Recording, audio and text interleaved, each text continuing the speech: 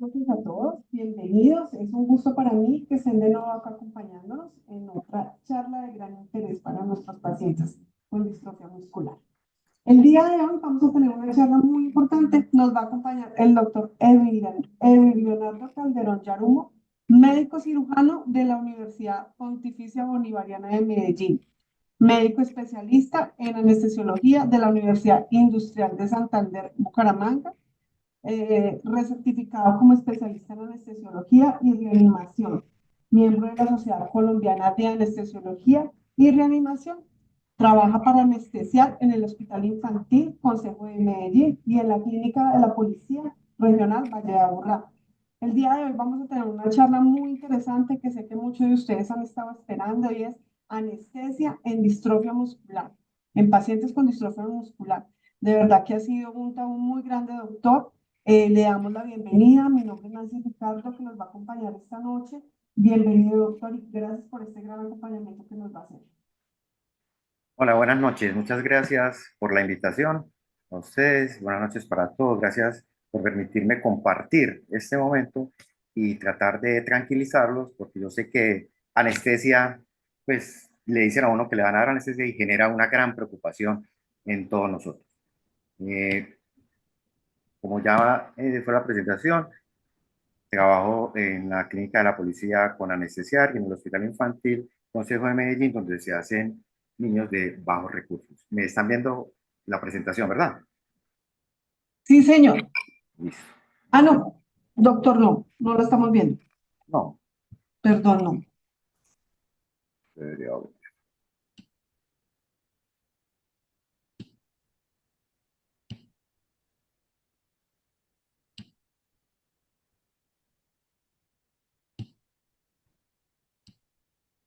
Ahí la ven. Sí, doctor, ahora sí. Entonces, Ahora, doctor, al final de la presentación, entonces, lo más seguro es que vamos a tener unas preguntitas. listo. Gracias.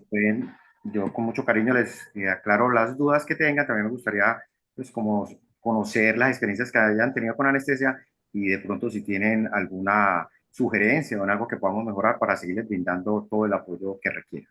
Gracias, doctor. Entonces, quiero manifestar que no tengo conflicto de intereses, no trabajo para ninguna casa farmacéutica, para ningún laboratorio, para ninguna empresa que venda insumos médicos. Para empezar, eh, voy a ser breve en algo que ustedes conocen, viven buscando y pueden saber más que yo, que es la distrofia muscular, a qué se debe, cómo se presenta. Y todos ustedes saben que la incidencia es de uno de cada 3.500 niños nacidos varones, que se da por la mutación de un gen que se encuentra ubicado en el brazo corto del cromosoma X, que va a causar que una proteína que se llama la distrofina no se produzca bien y va a causar unos cambios en la célula muscular que al moverse, esa distrofina que no va a ser capaz de mantener la estabilidad y la estructura muscular y se va a dañar, se va a romper y al romperse el cuerpo, el organismo va a tratar de mejorarla y esa cicatrización va a causar es que las fibras musculares se vayan llenando de grasa, como aparece aquí, y se vayan llenando de cicatriz y se vaya perdiendo el músculo, la fibra muscular, lo que va a causar un debilitamiento de los músculos, pérdida de la fuerza, eh, que se va a ver también con unas deformidades óseas, unas contracturas, llevando a la incapacidad del movimiento del paciente, pero no solamente se va a presentar en el músculo esquelético, sino que también va a haber problemas con la respiración, con el ser capaz de expulsar la flema, de toser, va a haber unos cambios en el corazón que también se va a cicatrizar, que también va a perder unas fibras, se va a dilatar, va a causarle una cardiomiopatía, va a haber unos problemas también de disfagia que, como vamos a ver, nos van a causar unos problemas en el paciente y que va a tener unas etapas. Entonces, clínicamente, esos pacientes, cuando empiezan, van a tener una etapa donde empiezan a tener dificultades de movimiento, pero todavía pueden deambular, y una etapa de ambulación precoz o temprana, después de una etapa de deambulación tardía, llega un momento donde ellos ya pierden la movilidad, tienen que estar en silla de ruedas y es una no ambulatoria temprana y pasan a una no ambulatoria tardía, donde va a haber el compromiso pulmonar y del corazón. Entonces, en cuanto a la anestesia, como le digo, todos les da pánico, susto, que vayan a recibir anestesia y más en estos pacientes que tienen tanto compromiso. ¿Qué vamos a tratar de hacer hoy? De tratar de decirle que nosotros, la Sociedad de Anestesia, y no solamente la Sociedad de Anestesia de Colombia, sino del mundo, ha tratado de definir unas pautas para mejorar y tratar de que esos factores de riesgo, que tienen bastantes, no vayan a ser complicaciones. Entonces, ¿qué factores de riesgo tienen estos pacientes que tienen distrofia muscular? Como había dicho anteriormente, hay unos problemas con la respiración, los músculos respiratorios van a debilitarse, van a causar que no mueva muchos volúmenes pulmonares, que esa capacidad vital disminuya, que no sea capaz de manejar esas flemas y van a dar que en un momento ya no sean capaces de respirar y necesiten un apoyo ventilatorio. En cuanto al corazón, el corazón no solamente va a crecer y se va a cicatrizar, sino que esas cicatrices pueden causar arritmias y el corazón con la anestesia les puede dar hipotensión. ¿Qué otras cosas pueden pasar y factores de riesgo para que tengan unas complicaciones con la anestesia?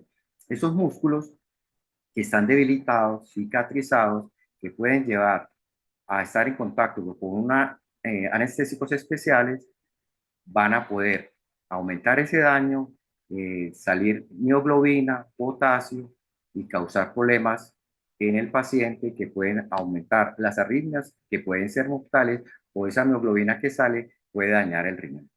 ¿Qué otros problemas y factores de riesgo tienen estos pacientes? Que con las contracturas que hacen, la poca apertura oral, puedan tener una dificultad para la intubación. ¿Qué vamos a hacer entonces y qué ha propuesto la sociedad colombiana y no solamente con estos pacientes, sino con todos? Hay un modelo de cuidado perioperatorio integral que está centrado en el paciente y basado en brindarle seguridad en todo el proceso. Hay unos pasos que se van a llevar y que se optimiza cada momento. Se va a optimizar en el preoperatorio, en el intraoperatorio y en el postoperatorio para que todos tengamos una salida feliz y con pocas complicaciones. Entonces, la Sociedad de Anestesia de Colombia tiene unos lineamientos, unas normas mínimas para procedimientos de sedación, de anestesia, monitoreo. Tiene un manual que está basado en la evidencia, pero no solamente tiene unas normas generales para todos los procedimientos, sino que también en este caso especial, para la distrofia muscular, hay ya también unas implicaciones que hablan específicamente de la enfermedad de distrofia muscular. Y no solamente hay documentos que se hacen en el país, sino que también hay revisiones y consensos, por ejemplo, este que es el europeo y también el Instituto de toras de Estados Unidos de cómo podemos manejar el área ventilatoria durante la cirugía y en el postoperatorio. Entonces tenemos como muchas bases científicas que nos ayudan a tomar decisiones y a manejar y a disminuir esos riesgos para tratar que las complicaciones sean mínimas. En ese modelo de cuidado perioperatorio vamos entonces a ir paso a paso, vamos a ver qué es lo que vamos a hacer y qué es lo que hacemos nosotros los anestesiólogos para tratar de disminuir esas complicaciones y que todo salga bien. ¿Qué es lo más importante y de dónde va a empezar como el plan anestésico? En la consulta preanestésica. Todo paciente que vaya a tener una anestesia, sea para un procedimiento diagnóstico o quirúrgico, debe tener una consulta preanestésica. Ahí empieza todo, ahí empieza el plan, ahí es donde vemos las posibilidades y las necesidades que tiene de un monitoreo avanzado, de si lo vamos a dejar hospitalizado, de si va a necesitar una unidad de cuidados intensivos, si necesita más exámenes. Pero ¿qué pido yo? Pues como el favor. Muchos pacientes que llegan a la consulta, llega uno y les pregunta, hola, ¿cómo está? ¿De qué lo van a operar? No tienen idea del procedimiento que se le va a hacer. Entonces, en el sistema de salud que nosotros estamos en este momento, lo vamos a operar en la clínica A, pero la orden se la dieron en la clínica B. Entonces, las historias clínicas no están de clínica en clínica y entonces, por favor, Ojalá que cuando vayan a la consulta preanestésica lleven la orden del procedimiento, lleven por escrito la medicación que está tomando, las alergias que pueden tener, los aparatos que están utilizando, las evaluaciones, porque así como la cirugía se la planean en la clínica A, que se la van a hacer en la clínica B, pero el cardiólogo lo ve en la clínica C, el neurólogo en la clínica D. Entonces, por favor, todas esas evaluaciones interconsultas, por llevarlas a la consulta preanestésica para poder leerlas. Igual que los exámenes de laboratorio, las pruebas de función pulmonar, el ecocardiograma y el electrocardiograma, para poder leer todas esas cosas y definir qué vamos a hacer. Entonces, lo más importante para la anestesia es aquí, aquí empieza todo. Aquí empezamos a planear la anestesia y aquí empezamos a disminuir los riesgos del acto anestésico. En esa consulta preanestésica, ¿qué hacemos? Pues vamos a evaluar en qué estadio está el paciente, qué tanta limitación tiene, qué medicamentos está tomando.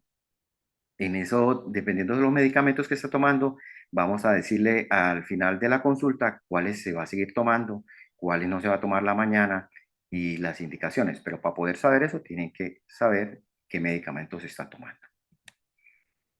¿Qué otra cosa tenemos en cuenta para el procedimiento? No es lo mismo que sea un procedimiento diagnóstico a un procedimiento quirúrgico. Y entre los procedimientos quirúrgicos no es lo mismo si lo van a hacer por laparoscopia, si lo van a hacer abierta, si tiene mucha pérdida de sangre, si tiene poca pérdida de sangre, si es en el tórax, en el abdomen, en la ingle, en un pie. Entonces, todas esas cosas son necesarias para nosotros poder planear cómo vamos a hacer la anestesia y qué aditamentos vamos a pedir. En cuanto entonces ya como a las cosas que podemos tener problema por los factores de riesgo propios de la enfermedad, entonces tenemos que evaluar exhaustivamente unos órganos. Uno de ellos es el corazón. Como les dije, así como el músculo esquelético se va dañando, el músculo del corazón también va teniendo problemas, también se va cicatrizando, se va dilatando, puede estar dañada también la conexión eléctrica del corazón y pueden tener arritmias. ¿Qué tenemos entonces para estos pacientes? La evaluación que nosotros le vamos a tomar en la consulta, pues la presión arterial, el pulso, si está rítmico, pero si tiene la evaluación que todos estos pacientes normalmente tienen una consulta con el cardiólogo que lleven como la evaluación. Idealmente, estos pacientes antes del acto quirúrgico deberían tener una evaluación del cardiólogo con un plan de cardiólogo para el manejo de los medicamentos y del perioperatorio. ¿Qué también necesitamos? Un electrocardiograma para ver cómo está el ritmo y qué tan arrítmico puede estar. ¿Qué necesitamos también? Estos pacientes tienen resonancia de corazón o tienen ecocardiograma, necesitamos saber cómo está en ese momento la función del corazón para determinar el posible monitoreo, medicamentos y la institución donde lo vamos a realizar para, como digo, todo disminuir el riesgo de complicaciones. ¿Qué otro sistema tenemos que evaluar exhaustivamente? El pulmonar. Las mayores complicaciones que se dan en el postoperatorio son a nivel pulmonar y es en alto riesgo de hacer parálisis de los músculos, entrar en una insuficiencia respiratoria y por eso necesitamos, ellos también tienen una evaluación del neumólogo, que ese neumólogo nos dé unas pautas si el paciente está en tratamiento con el BiPAP. Es ideal que todo el que esté ya utilizando el BiPAP lo lleve al acto anestésico quirúrgico para el tratamiento que puede ser utilizado dentro del proceso anestésico o en la recuperación del paciente.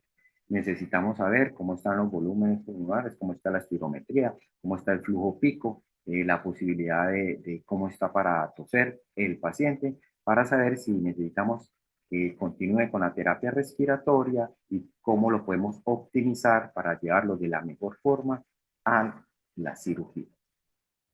Hay otras cosas que también podemos preguntar. Todos estos pacientes van teniendo también problemas con la deglución, eh, empiezan a tener disfagia, retorno, reflujo gastroesofágico, el estómago se empieza a vaciar lentamente, lo que puede causar un riesgo de broncoaspiración. Hay algunos otros que ya están con nutrición enteral o con gastrostomía y tenemos que evaluar qué nivel metabólico está el paciente y también si es alérgico a algún medicamento para tenerlo en cuenta y rotularlo para el día del procedimiento. que algo específico de nosotros es el manejo de la vía aérea. ¿Qué es esto de la evaluación de la vía aérea?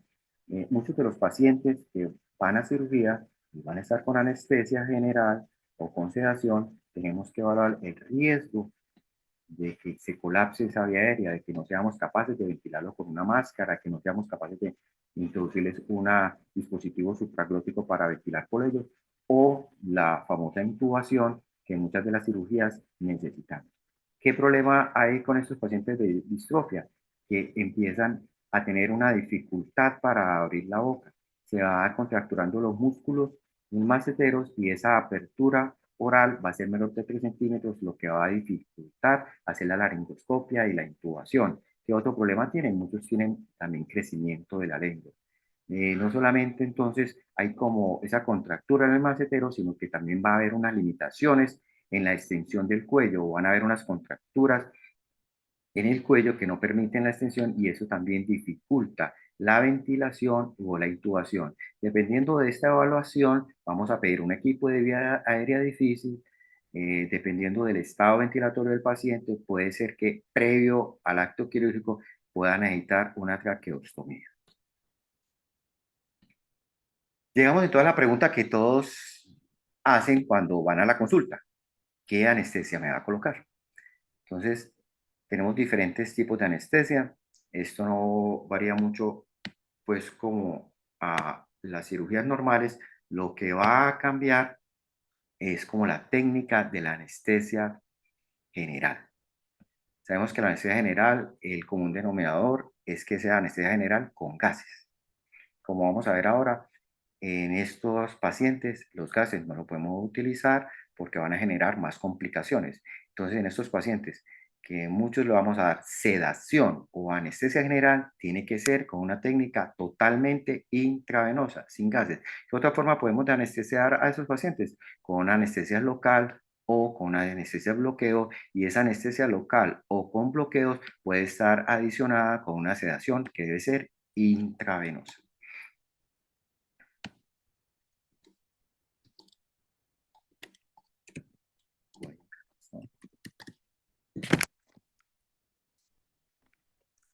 Claro.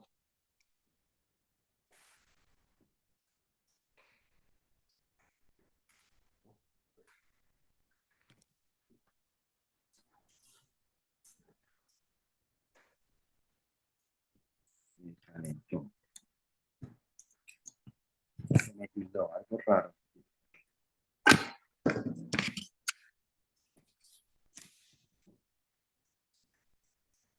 Perdón, un momento que se tildó. Bueno. Entonces, después de que vemos como la evaluación y el estado clínico del paciente, vamos a tener ya la posibilidad de responder las preguntas, resolver todas las dudas que tengan y vamos a llegar al consentimiento. El consentimiento para el acto anestésico. Así como hay el consentimiento, también pueden decir que no dan la autorización para el acto anestésico, y hay otros formatos que también tenemos que tener en cuenta porque llegado el caso y la situación clínica del paciente está muy grave, tenemos que tener claros. Uno es los documentos de voluntad anticipada, hasta dónde vamos a llegar. Puede ser que los pacientes digan, yo no quiero que me hagan diálisis. Si en algún momento me tienen que intubar, no quiero estar intubado más de 3 días. Yo por efectos religiosos no quiero que me transfundan sangre, a pesar de que estos pacientes tengan un riesgo aumentado de sangrado en las cirugías, digan no quiero sangre. Entonces todas esas cosas deben quedar muy claras y por escritos el día de la consulta para anestesia. Ya teniendo todo esto claro, resueltas las dudas y como pensado que vamos a hacer, vamos a dar unas órdenes y vamos a empezar el plan de la anestesia. Entonces, ¿qué vamos a hacer en esas órdenes? Primero que todo, tenemos que tener en cuenta que estos pacientes deben ser programados en la jornada quirúrgica como el primer paciente del día. No solamente para que no aguanten mucha hambre, porque ellos, al no tener mucho músculo, no tienen de dónde sacar azúcar para mantenerse nutridos, y entonces van a empezar a causar hipoglicemias y cetosis. Entonces deben ser la primera cirugía. Pero no solamente por eso. Para dar la anestesia a estos pacientes tenemos que tener una máquina limpia, ¿no? Y una máquina limpia no significa que la debemos que limpiar con amonio cuaternáneo, sino que limpia es limpia de anestésicos volátiles. Entonces, no podemos que la montamos al mediodía y en las 6 primeras horas del día montamos anestesia con anestesia general con agentes inhalatorios, porque entonces esta máquina no va a estar limpia y preparada para darle anestesia a nuestro paciente, que una de las cosas que necesita es que esté libre de halogenado. Entonces debe ser la primera del día, tanto por el ayuno como las necesidades de máquina, y porque si hay complicaciones, necesita monitoreos especiales, es mejor 7 de la mañana y no a las 5:30, 7 de la noche. Después de la evaluación clínica, de ver los exámenes, de ver cómo está la función del corazón, de ver cómo está la función pulmonar, de cómo están los exámenes de laboratorio, del tipo de cirugía, si es una cirugía pequeña, sin sangrado, si es un procedimiento diagnóstico, vamos a definir si ese paciente es ambulatorio o es hospitalario. Generalmente todos estos pacientes por la condición y porque pueden tener complicaciones las primeras 24 horas, deberíamos manejarlo hospitalario. Y a medida que la situación clínica sea más compleja y dependa más de un ventilador y de medicación y tengan el corazón más afectado, van a requerir una unidad de cuidados especiales o una unidad de cuidados intensivos en el postoperatorio. Entonces, por eso es que es tan importante la consulta preanestésica, porque de ahí es donde vamos a definir el plan a seguir el día de la cirugía. En esa misma consulta preanestésica, que vamos a definir que necesitamos la máquina, que sea a primera hora, que sea hospitalario. Vamos a ver si, dependiendo del tipo de la cirugía, tenemos que hacer reserva de sangre para realizarla.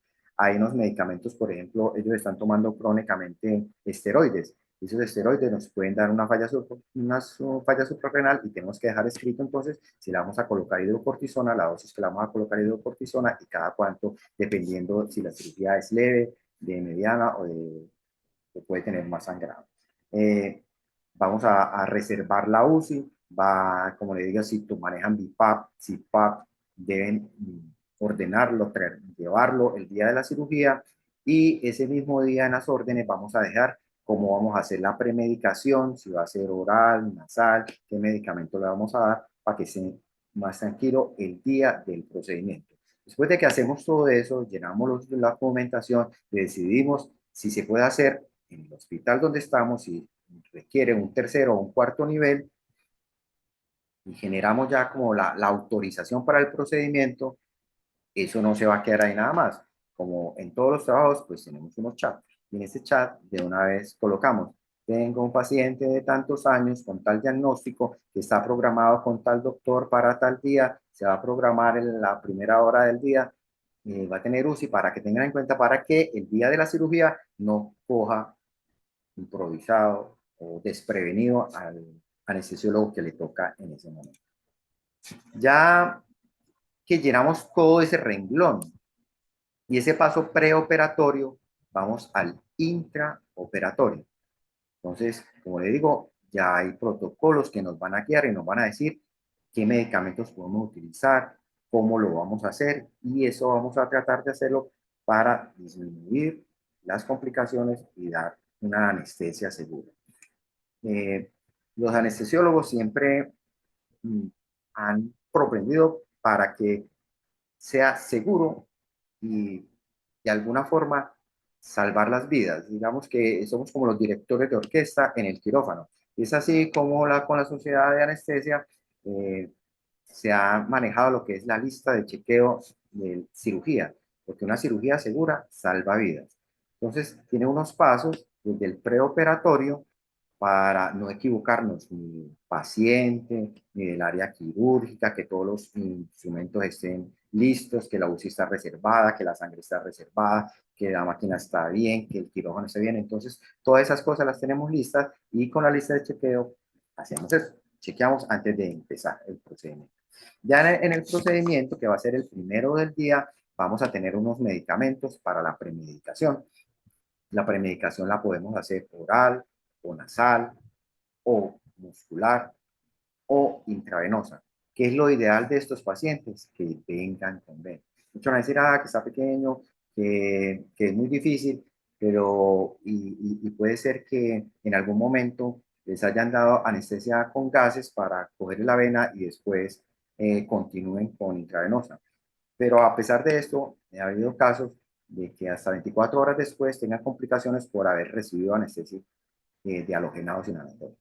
¿Qué vamos a hacer en ese momento de ingreso en que está el paciente canalizado? Le estamos dando la premedicación para que esté más tranquilo. Vamos a empezar a cuidarlo con la temperatura. Debe tener una normotermia.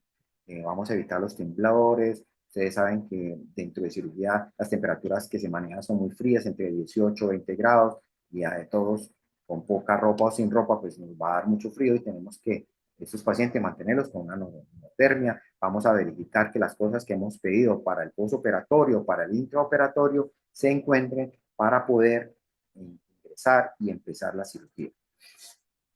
Dentro de la cirugía en el quirófano, una de las cosas importantes es el monitoreo. El monitoreo es tanto clínico, que es clínico, que nosotros estamos pendientes, todas las cosas están funcionando, que tiene todo el monitor colocado, que si tiene el pulso, que está rosado, que está bien colocado, que estamos cambiando el oxímetro de lado si la cirugía se va demorando cada hora, cada 2 horas, que la vamos movilizando la cabeza, que la vamos movilizando las piernas, que vamos viendo que todas las cosas funcionen. Pero entonces todos estos pacientes hay un monitoreo mínimo que deben tener. Uno, que es el electrocardiograma. Todos nuestros pacientes tienen el electrocardiograma colocado, tienen una onda de pulso, dependiendo de la cirugía, que si es de alta complejidad y también si el paciente está con compromiso cardíaco, puede tener un monitoreo invasivo de la presión arterial. Todos estos pacientes deben tener un monitoreo del CO2, todos deben tener un monitoreo de la frecuencia respiratoria, todos deben tener un monitoreo de la temperatura. Normalmente pues, tenemos el monitoreo de la presión. ¿Qué otro monitoreo tenemos con estos pacientes? Si vamos a utilizar relajantes musculares, sí o sí, debemos tener un monitoreo de la relajación muscular para ver qué tan relajados están y al finalizar la cirugía si hemos revertido el efecto de los relajantes musculares.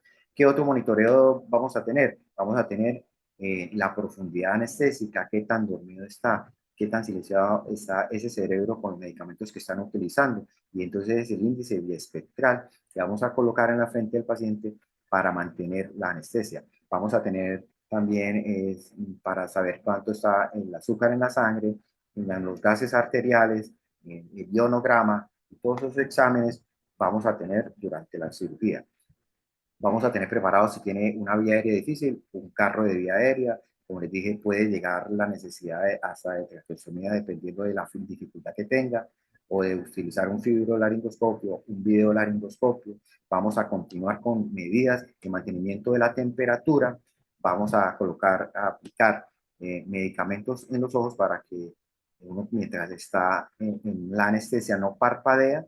Entonces puede causar una úlcera en la córnea. Entonces nosotros a todos nuestros pacientes les aplicamos un ungüento ocular, le tapamos los ojos. Vamos a tener también un eco, eh, para hacer las ecografías, que las ecografías las vamos a utilizar tanto para hacer bloqueos como también podemos hacer un eco transesofágico para el monitoreo del corazón. Vamos a tener unos dispositivos para la colocación.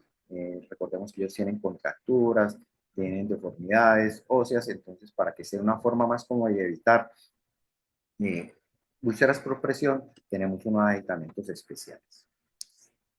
Ya en la máquina, como está diciendo, una máquina limpia, aquí donde ven estos puntos, ahí va los gases anestésicos que normalmente utilizamos en el resto de los pacientes. Estas máquinas entonces no deben tener las conexiones a los vaporizadores.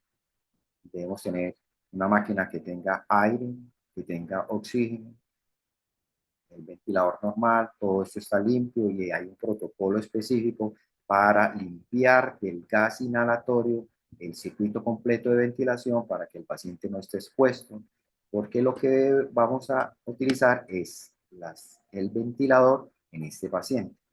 De la máquina no necesitamos entonces los vaporizadores. ¿Cómo le vamos a dar la anestesia general o la sedación a estos pacientes? Intravenosa. Tenemos unos medicamentos que sabemos cómo utilizarlos de forma intravenosa y para causar la hipnosis, para quitar el dolor, para disminuir los recuerdos. Entonces, tenemos ya unas dosis estandarizadas, unas bombas especiales que van a calcular la dosis dependiendo del peso del paciente y la situación clínica, la cirugía, y dependiendo también del monitor del BIS que había mostrado anteriormente. Podemos también a estos pacientes brindarles la opción de unas técnicas regionales que pueden ser infiltrativas o con bloqueos, y como les dije, puede ser bloqueo regional, con sedación o con anestesia, que debe ser totalmente intravenosa sin el uso de los gases. Entonces, estos son los famosos gases, estamos avisando, son los utilizados normalmente por nosotros para causar el sueño antes de los niños, para antes de canalizarlos. Pero lo malo de los gases en los pacientes que tienen distrofia muscular es que pueden causar rhabdomiolisis, hipercalemia, y estas dos condiciones pueden ser deleterias. Entonces, están totalmente contraindicados el uso de los gases inhalatorios y de la succinilcolina. Anteriormente, cuando no se sabía, se colocaba succinilcolina para mejorar la intubación, intubar estos pacientes, y los pacientes hacían paro y algunos de ellos morían, y se dieron cuenta que dañaba el músculo, causaba radiomielitis, hacía hipercalemia, que es que aumentaba mucho el potasio en sangre, le quedaba una arritmia y los pacientes. Con el Seborane, que no utilizaban la succinilcolina, hasta 24 horas después también se dieron cuenta que podía causar radiomielitis. De pronto no era tan evidente la hipercalemia y la muerte del paciente, pero podía causar radiomielitis y existe el riesgo de alteraciones de ritmo. Entonces, por eso, esos dos medicamentos anestésicos no los debemos utilizar en pacientes que tengan distrofia muscular. Hay otros medicamentos, dicen, pero si no tiene fuerza, no tiene músculos, ¿para qué van a utilizar relajantes musculares? Hay cirugías que requieren relajación muscular, o momentos para la intubación que requieren relajación muscular. ¿Qué es lo que se recomienda? Que se utilicen el rocuronio, el becuronio, pero siempre que se utilicen estos dos medicamentos para relajar el músculo, permitan la intubación y permitan la cirugía, es que lleven un monitoreo de la relajación. Y al final de la cirugía, durante la cirugía, con ese monitoreo, sepamos cuándo se ha revertido el efecto. La otra cosa que hay que tener en cuenta es que estos medicamentos, el inicio de acción va a ser más demorado, pero la duración de la acción va a ser más prolongada. Entonces tenemos que tener en cuenta para las dosis que vamos a utilizar, no son las mismas, sino van a ser la mitad o una cuarta parte de las utilizadas normalmente. Hay una reversa específica para estos dos medicamentos que se llama el Sugamadex, que deberíamos utilizarla al final del procedimiento para asegurar que el paciente, cuando esté en recuperación, no tenga una relajación residual. Antes se utilizaba para revertir los pacientes la neostigmina, pero la neostigmina en estos pacientes puede causar más relajación o más parálisis en los pacientes. Entonces, realmente, si no tenemos el Sugamadex y estamos utilizando el rocuronio o el becuronio, en vez de utilizar neostigmina, deberíamos esperar a que se revierta por tiempo el efecto del rocuronio y del becuronio, vigilarlo con el tren de 4 y con ese monitoreo, y cuando ya esté normal, sin necesidad de revertirlo con neostigmina, ya podemos decir que no tiene efecto de estos dos medicamentos si no tenemos la posibilidad del Sugamadex.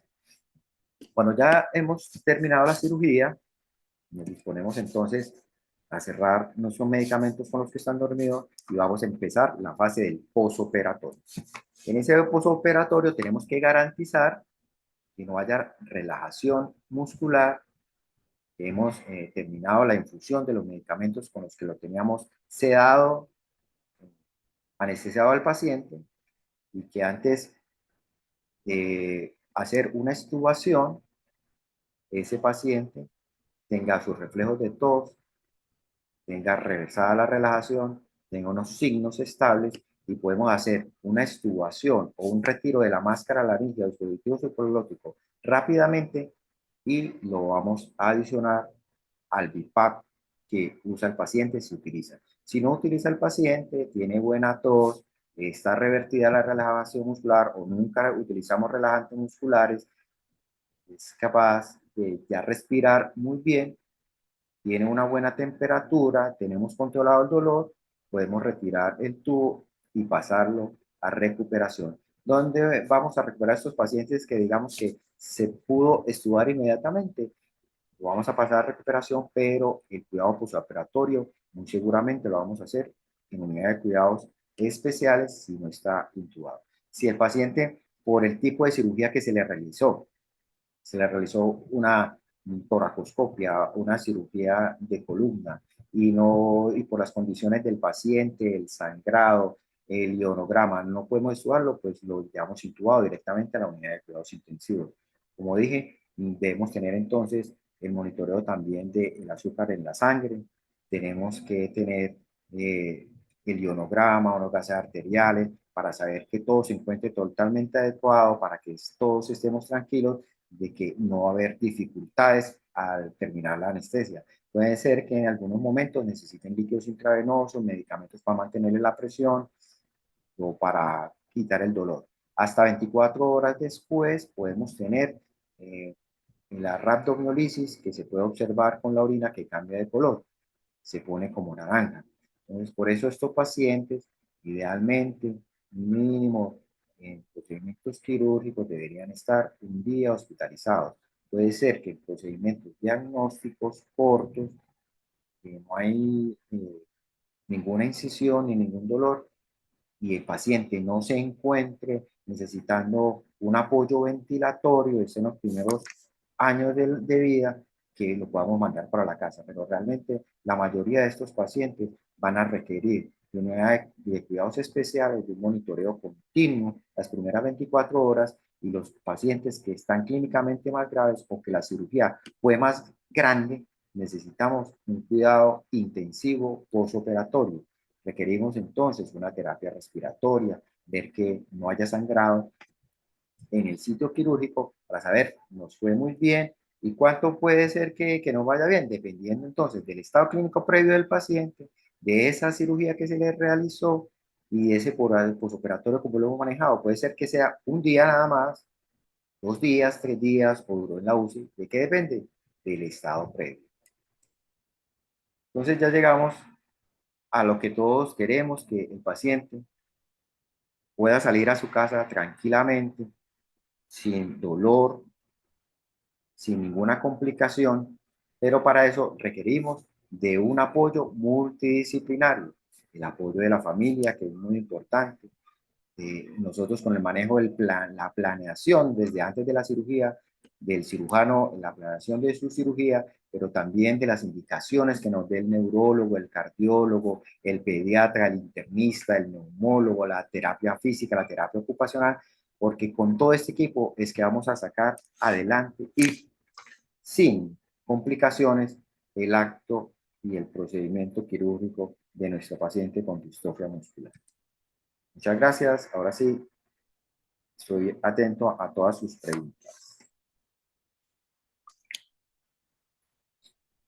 Doctor, muchísimas gracias. Muchas gracias de verdad por dejarnos esto tan claro. Tenemos muchísimas preguntas. Eh, Voy a ir haciéndolas poco a poco. Unas que ya tenía desde hace días acá en mente, porque me las realizaron. Doctor, Siempre me cambio celular porque no escucho como bien. ok.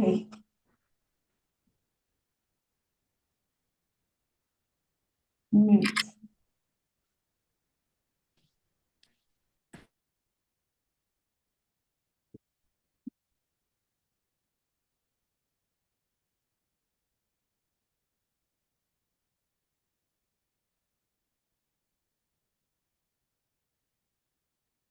Hola, ¿me ahí me- escuchas? listo. Ahora sí. Ahora sí. Te pregunto, hipertermia maligna, ¿qué tiene que ver con todo esto? Esto es algo Bueno, la hipertermia maligna se creía que le podía dar a los pacientes con distrofia muscular, pero el gen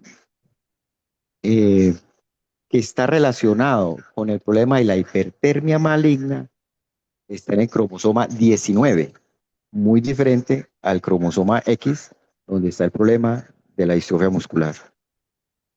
Lo que pasa es que estos pacientes, cuando están en contacto, como le dije, con el ceborane y con la succinilcolina, van a tener algo semejante a unos signos que tiene la hipertermia maligna, sin que sea hipertermia maligna. Le puede dar es rhabdomiolisis, sobre todo a los niños como menores de 8 años, que tienen más masa muscular. Y esa rhabdomiolisis está relacionada con el seborane y con la succinilcolina, algo semejante a lo que pasa con hipertermia maligna. Pero no se trata con dantrolene como si se trata la hipertermia maligna. O sea que realmente los pacientes que tienen distrofia muscular no tienen riesgos de que le dé hipertermia maligna, pero sí tienen riesgo de que le dé el daño renal por la mioglobinuria y la rhabdomiolisis y se le suba el potasio en sangre. Ok, doctor, me queda muy claro. Eso es, qué bueno aclarar esto porque eso está todavía muchas personas hablan de esto, es algo que yo he escuchado hace como 20 años, entonces me queda súper claro. Muchísimas gracias por, no, me sigo con otras preguntitas que tengo acá. Le mando saludos desde México, Paraguay. Listo, bueno, buenas noches, yo soy portadora de distrofia muscular de Duchenne. Estoy embarazada y estoy en la semana 37. Quisiera saber si tendría algún tipo de complicaciones cuando me administre la epidural.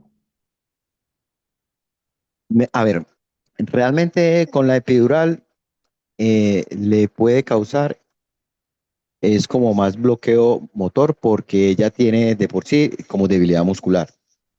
¿Qué se puede hacer en este caso? Eh, la analgesia moderna se basa con una medicación más diluida. Antes se le colocaba a las mujeres una dosis de anestésico que le bloqueaba las piernas, así no tuvieran Duchenne. Después de que vieron que si la paciente no tenía tanto bloqueo motor, podía pujar mejor y podía irle mejor en el trabajo de parto, se empezaron a disminuir las dosis y la concentración del anestésico. Y normalmente el anestésico viene al 0,5% y eso causaba bloqueo motor. Se bajó al 0,2%, continúa un poco el bloqueo motor. Se bajó al 0,1% y ya vamos en el 0,8% que no causa bloqueo motor. Entonces, ¿qué sería lo ideal en el caso de esa paciente? Que esa dosis de bupivacaína que se utiliza sea un poco menor, 0,5%, o que los bolos que se le coloquen no sean de 10 centímetros de volumen, sino de 20. Pero realmente no va a tener como una complicación mayor. Puede ser que el efecto del anestésico local, normalmente que dura 1 hora en la analgesia, le dure hora y media, hora y 20. Pero simplemente hay que tener, es como el pensamiento que las dosis que le vamos a dar son menores y que el efecto puede durar un poco más. La otra problema es que si ella tiene deformidad en la columna, puede ser más dificultoso la punción y llegar a ese espacio epidural. Ok, doctor, gracias. Bueno, tengo acá. Mi nombre es Robin Holguín, tengo 16 años, paciente con distrofia muscular de Duchenne-Becker. Quiero hacerme ginecomastia y tengo los cornetes muy cerrados. Se me dificulta respirar. Quisiera saber si es posible realizar estas dos intervenciones. Sí, sí, sí es posible. Si él ya está utilizando BiPAP o algún dispositivo de ayuda respiratoria, pues debería llevarlo el día de la cirugía. ¿Qué es lo recomendable? Que no se vaya a operar las dos el mismo día. Pues Oh, se opera los cornetes, cuando esté bien, se opera la ginecomastia.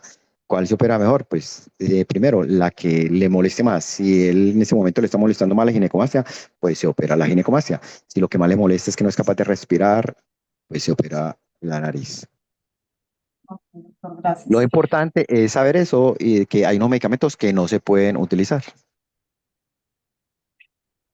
Dice acá, ¿puede pasar que después de alguna cirugía quede alguna parte del cuerpo dormida? Pues realmente no. Eh, Cuando pasan, digamos que es como en anestesias raquídeas, pero no es por la medicación, sino porque hay una equivocación en la medicación, que por eso es que se hacen como tantas listas de chequeo, eh, se hace que el momento, que la lectura del medicamento, que sea el medicamento correcto, el paciente correcto, la dosis correcta. Cuando ha pasado esos casos de que, que el paciente queda con alguna parálisis después del el acto, es porque se han equivocado en la medicación. Cosa que ahora, pues no digo que no pase, pero es muy difícil con todas las listas de chequeo de medicamentos que se hacen continuamente en los quirófanos, Doctor, a nuestros pero niños no porque tenga la enfermedad. ok, gracias. A nuestros niños les ordenan mucho esa resonancia de corazón y para que se estén quietos los tienen que sedar. ¿Eso implica algún riesgo para ellos? Pues sí, vea, la resonancia de corazón y la resonancia de abdomen y la resonancia de tórax tienen algo en particular, que necesitan apneas. Ujú. Apneas es que no respire. Entonces la máquina le dice, tome aire, no respire, respire. Entonces, si está sedado, no va a responder a las órdenes. ¿Qué es lo que toca que hacer normalmente para que las imágenes queden buenas? Porque entonces van a decir, ah, quedó respirado, se movió, las imágenes no son concluyentes. Cuando lo hacen con sedación, sin apneas, las imágenes normalmente no son concluyentes. ¿Qué toca que hacer con nuestro paciente? Darle anestesia general, con toda anestesia intravenosa. Que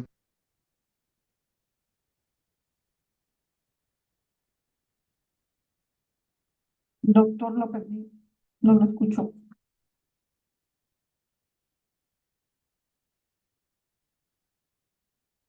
y las apneas se hacen con anestesia general. Entonces, se hacen, sí.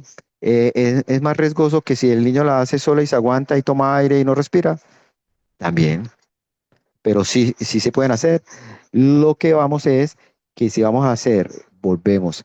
Si es un niño de 7 años, 8 años que no tiene compromiso respiratorio, que los volúmenes respiratorios están normales, que todavía no está en silla de ruedas, hacerlo en un centro ambulatorio, digamos que se podría hacer, pero si está más allá, si ya está en silla de ruedas, si necesita algún apoyo ventilatorio, eh, no se puede hacer en una institución ambulatoria, sino que esa resonancia debe ser en una institución de cuarto nivel, donde si después de la anestesia requiere un apoyo ventilatorio, una unidad de cuidados intensivos por unas horas o un día, se le pueda brindar. Entonces, en los sitios donde se hacen resonancias ambulatorias y nuestro paciente tenga ya alguna complejidad pulmonar o cardíaca, es mejor no hacerlo en esa institución, sino hacerlo en una institución que tenga unidad de cuidados intensivos. Bueno, mi hijo tiene problemas con su adenoides y está presentando dilatación en el ventrículo izquierdo. ¿Sería adecuado meterlo a quirófano así?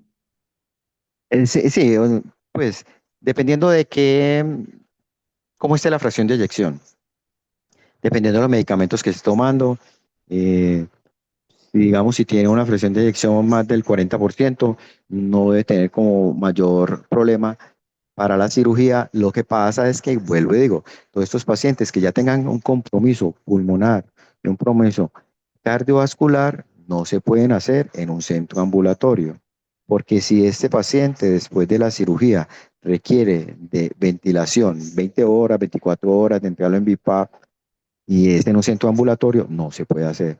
Entonces, estos pacientes se pueden operar, pero en tercer, cuarto nivel, donde se pueda brindar un apoyo de unidad de cuidados intensivos. ¿Se puede operar? Sí. ¿Pero en dónde? En un sitio que cuente con unidad de cuidados intensivos. Gracias. Acá tenemos un comentario. Dice, doctor, muchas gracias. Soy paciente con distrofia muscular en Emery-Dreifuss. Me hicieron cirugía, septumplastia y turbinoplastia con anestesia general con gases y casi me mata. Por poco no despierto por la relajación muscular. Dice, y no quería, perdón, y no quería despertar, no quería despertar. Muy mala experiencia para mí, le cogí mucho miedo a esto.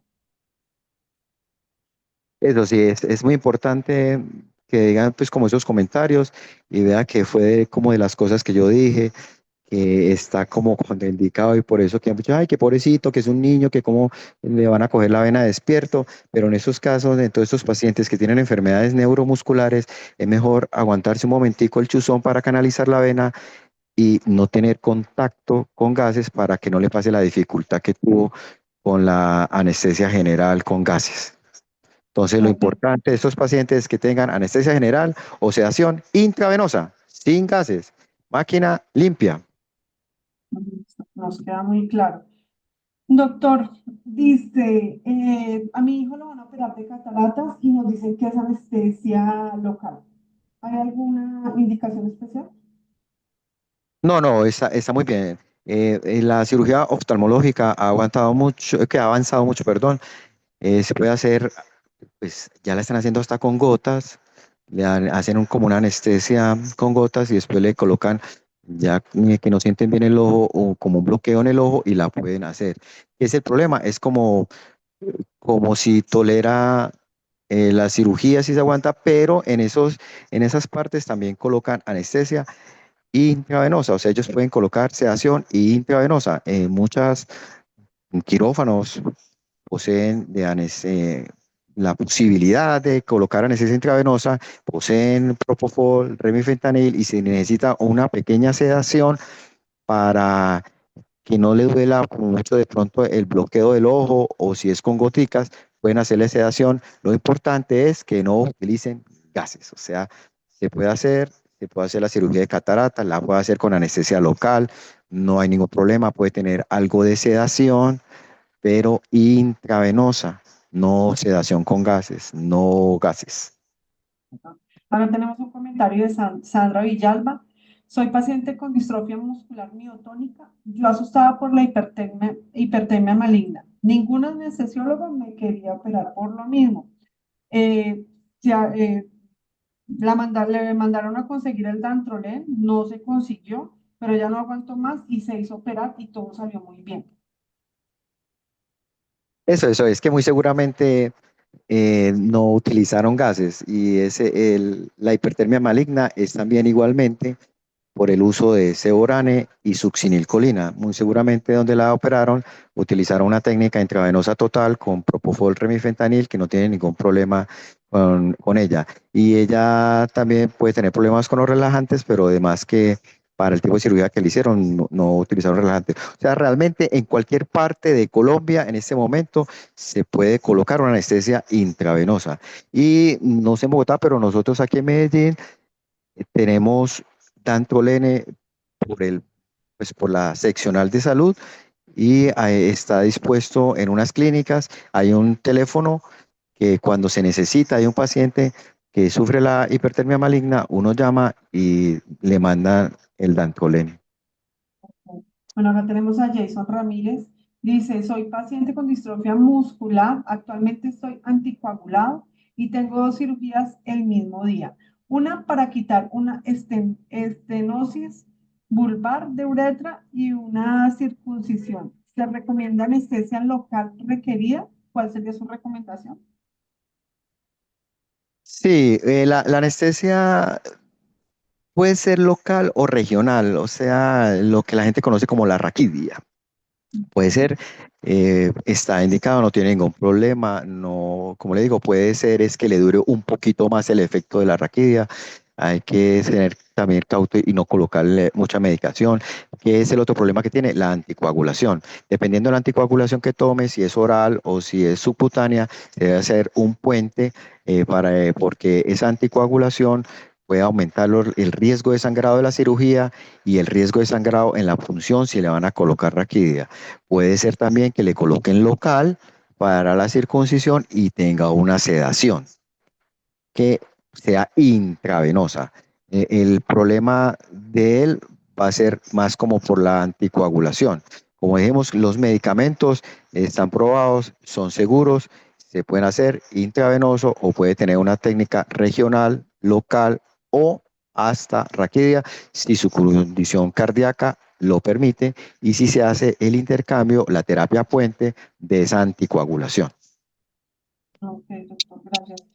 Bueno, doctor, ¿cómo es el proceso de recuperación después de la anestesia de pacientes con distrofia muscular? Entonces, el proceso de recuperación depende como del estado previo. Si está muy funcional, no está en silla de ruedas, no está requiriendo como un dispositivo para la ventilación y es una cirugía que no tiene mucho sangrado, que no compromete los músculos respiratorios, no es una cirugía abdominal ni tórax. Mejor dicho, pongamos el ejemplo, le hicieron una circuncisión. El niño tiene 5 años, 6 años, le hicieron una circuncisión, seguramente se recupere rápidamente, no vamos a utilizar relajantes, le vamos a colocar anestesia local en el pene, lo vamos a colocar la anestesia o la sedación intravenosa, lo vamos a manejar la vía aérea con una máscara laringea, no va a estar intubado, no va a recibir relajante muscular, va a salir casi como un niño normal a recuperación. Ese es un caso fácil. Diferente si es un paciente que necesita el BiPAP 16 horas al día y le van a hacer una toracoscopia o le van a hacer una cirugía de escoliosis, donde puede ser que salga intubado o salga al BiPAP igualmente 24 horas y se le empieza el destete. Todo esto depende, es como del estado en el que esté, del tipo de cirugía. Buen estado clínico, cirugías menores, es casi como una paciente normal. Estado regular, cirugías grandes, muy seguramente necesite cuidados especiales, cuidados intensivos. Mal estado, cirugías grandes de mucho sangrado, va a requerir unidad de cuidados intensivos y puede hacer que por su condición cardíaca necesite hasta un anestesiólogo cardiovascular. Ok, doctor. Doctor nos pregunta por la anestesia para tratamientos dentales. Bueno, la anestesia de los tratamientos dentales eh, idealmente debería ser local. Podemos, en esos tratamientos dentales también se utiliza mucho las técnicas intravenosas. Digamos que ellos empezaron con la sedación intravenosa porque no tenían máquinas. Entonces ellos iban a odontología, donde el espacio es reducido, no cabe una máquina, no hay conexiones de oxígeno, no se pueden llevar gases. Entonces ellos empezaron, digamos que fueron los primeros que empezaron a hacer técnicas intravenosas de sedación. Entonces, ellos deben tener muy pulido la técnica de sedación intravenosa que no genera dificultades. ¿Qué dificultades van a tener? Con la respiración y volvemos a lo mismo. Si necesita BiPAP cuando está dormido el niño, muy seguramente va a necesitar BiPAP en el momento que le hagan una sedación. Si está muy sedado, muy dormido, es como si estuviera en la casa muy dormido que necesita el BiPAP. Si es una sedación suave, mientras le funcionan y le hacen bloqueos para que les retienen los dientes o le hagan el tratamiento odontológico integral, pues esa sedación mínima puede ser que no requiera un apoyo ventilatorio. Pero si es un procedimiento que le van a recambiar todos los dientes y que van a utilizar a presión solución, que pueden botar 5 litros de agua por minuto, tiene que estar intubado y intubado por la nariz. Entonces, hacer una intubación por la nariz en un paciente de este también no es aconsejable hacerlo en un consultorio. Entonces, toca que ser como conscientes y lógicos y esos pacientes, cosas leves con local se pueden hacer, pero cosas grandes de mucha duración de tiempo en esos lugares no se pueden realizar. Eso es como hacerse una abdominoplastia en una casa de familia. Ok, doctor. Bueno, muchas de las preguntas están relacionadas con las mismas respuestas que usted ya nos ha dado. Ya nos queda muy claro que nada de anestesia por gases, dependiendo del estado del paciente, pues así mismo son sus cuidados. Le hago una más para ya dejarlo descansar, doctor. Las mujeres portadoras de la distrofia muscular, mujeres portadoras pero que no tienen síntomas ni nada, ¿tienen que tener también cuidado con esto? Las mujeres portadoras deberían sí también, porque tiene el riesgo de que se le produzca con los gases anestésicos inhalados ese daño muscular. Y ese daño muscular puede hacer que se libere potasio a la sangre y ese potasio aumentado a la sangre puede causar arritmias y si se aumenta mucho ese potasio, pues pueden ser mortales. Entonces, a pesar de que ellas sean portadoras y muchas de pronto ni saben que son portadoras y se dan cuenta es porque al día después empezaron como a orinar rojo. Yo porque estoy orinando rojo y le hacen un examen, entonces tiene la hemoglobinúria y tiene la hipercalemia. Entonces, ellas idealmente para evitar ese daño muscular, si van a cirugía, deberían también, si se puede con anestesia raquídea, raquídea, y si es con anestesia general, idealmente para evitar esa posibilidad de la rhabdomiolisis, no de la hipertermia maligna, sino de la rhabdomiolisis, que no se maneje con gases, sino que sea una técnica intravenosa. ¿Rhabdomyolysis? Sí, o sea, el daño muscular se llama Sí, sí. rhabdomiolisis. Ok. Y ese daño muscular que se llama rhabdomiolisis, entonces al destruirse el músculo, bota mioglobina, que es la que va a salir por la orina y la va a colocar de un color rojizo y puede dañar el riñón y va a botar potasio, que es lo que nos puede causar la arritmia y la arritmia puede ser mortal. Ese proceso se llama rhabdomiolisis. Listo, doctor. Doctor, muchísimas gracias. Gracias por este espacio que nos dio, por aclararnos tantas dudas, despejarnos esos mitos de verdad que teníamos, porque de verdad sí, lo de la hipertermia y lo del Dantrolén era un mito gigante en la cabeza de muchos. Entonces, le agradezco muchísimo, de verdad. Muchas gracias.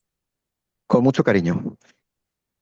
Que Muchas tenga... gracias a ustedes por escuchar y estar aquí conmigo hasta ahora. Disculpen aquí los problemas técnicos. No, no se preocupe, doctor. Muchísimas gracias a todos por habernos acompañado. Recuerden seguirnos en nuestras redes sociales, Fundación Míos. Estamos en Facebook, estamos en Instagram, estamos en X. Nos pueden seguir. Ahí quedan todas nuestras charlas por si tienen alguna duda para que las vuelvan a ver. Nada, un abrazo, bendiciones para todos. Feliz noche. Feliz noche, que esté muy bien. Está muy bien.